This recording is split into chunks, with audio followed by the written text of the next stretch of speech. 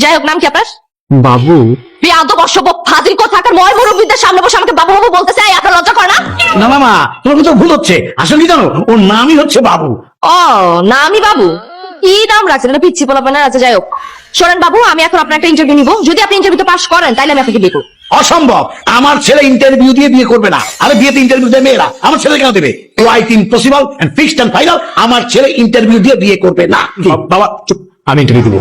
আপনি আপনার ইন্টারভিউ শুরু করতে পারেন, আমি আপনাকে বিয়ে করার জন্য সবকিছু করতে পারি। ঠিক আছে, আমার প্রথম প্রশ্ন, বিয়ের পর সংসার চলবে কার কথায়? আমার ছেলের কথায় কি বলিস? জি না, অবশ্যই আপনার কথাই। আপনি যে সুন্দর, মাশাআল্লাহ, আপনার মতো সুন্দর একটা মেয়ে যদি আমার ঘরে বউ হয়ে আসে, আমি তো তার কথা উঠবো আর বসবো, তার উপরে জীবনও কথা বলবো না, ইভেন আমার বাপও কোনোদিন বলবে না। Very good. তা আপনাদের বাসায় কাজের লোক কতজন? একজন না, অতীতও ছিল না, বর্তমানেও নেই, ভবিষ্যতেও থাকবে না। ঘরের বউ বাসার কাজ করবে, কাজের লোক রাখবো কি করতে? আপনার কথা শুনে মনে হইতেছে আপনি বাসায় না কাজের লোক নিয়ে যাইতেছেন, আপনার ছেলে বউ নিয়ে যাইতেছেন না। সরি বাবু। আমাকে বাবু বলার জন্য থ্যাঙ্কস। আপনার নাম বাবু, এই জন্য আপনাকে বাবু বলে ডাকছি। মিস্টার বাবু, আপনি ইন্টারভিউতে ফেল, আপনি এখন আসতে পারেন। আরে না না না না না, আমার বাবা তো না বুঝে বলছে। আব্বা, ইন্টারভিউ আমার চলতেছে, তুমি কেন মাঝখান দিয়ে কথা বলতেছো?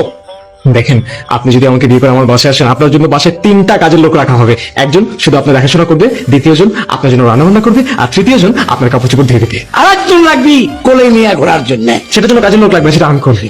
Very good. তো এখন বলেন, আপনি কি বিয়ের পর আপনার স্ত্রীকে নিয়ে আলাদা থাকবেন নাকি আপনার এই বাবার সাথে থাকবেন? অবশ্যই আমার ছেলে আমার সাথে থাকবে, কি বলিস? মিস্টার বাবু, তাহলে আপনি ইন্টারভিউতে ফেল, কারণ আমি বিয়ের পর আমার জামাইয়ের সাথে আলাদা নিরিবিলি একা থাকতে চাই। সোনিয়া, আপনি কোনো চিন্তা করবেন না, বিয়ের পর আপনি আর আমি আলাদাই থাকবো। আমার ইন্টারভিউ মোটামুটি শেষ। আমি অত্যন্ত আনন্দের সহিত আপনাকে জানাচ্ছি যে আপনি ইন্টারভিউতে ফেল করছেন। কি? আমি তো আপনার কথা মতো সবকিছুতে হ্যাঁ হ্যাঁ বললাম, কিন্তু তারপর আমি ইন্টারভিউতে ফেল কেন? হ্যাঁ হ্যাঁ করছেন দেখি তো ইন্টারভিউতে ফেল করছেন। আমি আপনাকে বললাম বিয়ের পর সংসার চলবে কার কথা, আপনি বলেন আমার কথা। কেন রে ভাই, বিয়ের পর সংসার যদি কোনো একটা মেয়ের কথা চলে, সেই সংসার তো অশান্তিই থাকবে, কারণ মেয়েদের মাথায় তো বুদ্ধি কম থাকে। তারপর আপনাকে জিজ্ঞেস করলাম যে আপনার বাসায় কয়জন কাজের লোক থাকে, আপনি বলেন আমার জন্য নাকি 3জন আপনি কাজের লোক রাখেন। 3জন কাজের লোক কেন রাখবেন আপনি? তাহলে বিয়ে করতেছেন কেন? আপনি বিয়ের পর যদি কাজের মেয়ে 3জনকে রেখে আপনার বউরা একদম মাথার উপরে করে রাখেন, তাহলে তো সেই সংসার তো সুখের হবে না। তারপর আপনি কি বললেন? আপনি বিয়ের পরে আপনার বাপকে রেখে বউর সাথে আলাদা থাকবেন। যেই ছেলে বউ পেয়ে বাপকে ভুলে যায়, বাপকে রেখে বউর সাথে আলাদা থাকে, সেই ছেলে বিয়ের পর বউকে রেখে তো অন্য একটা মেয়ের কাছে চলে যেতে পারে, তাই না? দেখেন, বিয়ে করার জন্য যতটুকু ভরসার দরকার আছে, সেই ভরসাটা আপনার উপর আমার আসে নাই, সো আমি আপনাকে বিয়ে করতে পারতেছি না, আপনি এখন আসতে পারেন। কিন্তু আমি তো সব আপনার পক্ষে কথা বলছি, কিন্তু আমি তো বুঝি নাই আপনি আমার পরীক্ষা নিতেছেন।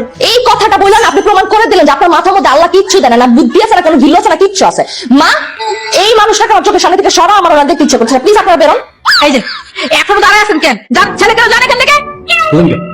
কথা কথা অভিজ্ঞতার দাম আছে। আরে আপা, রাখো, আমি মেয়েকে বিয়ে করবো, আমি মেয়েকে বিয়ে না করে তোমার চলেন না। আরে আরে এখনই হাত ধরে কাটে উঠছে, বেরোন বেরোন।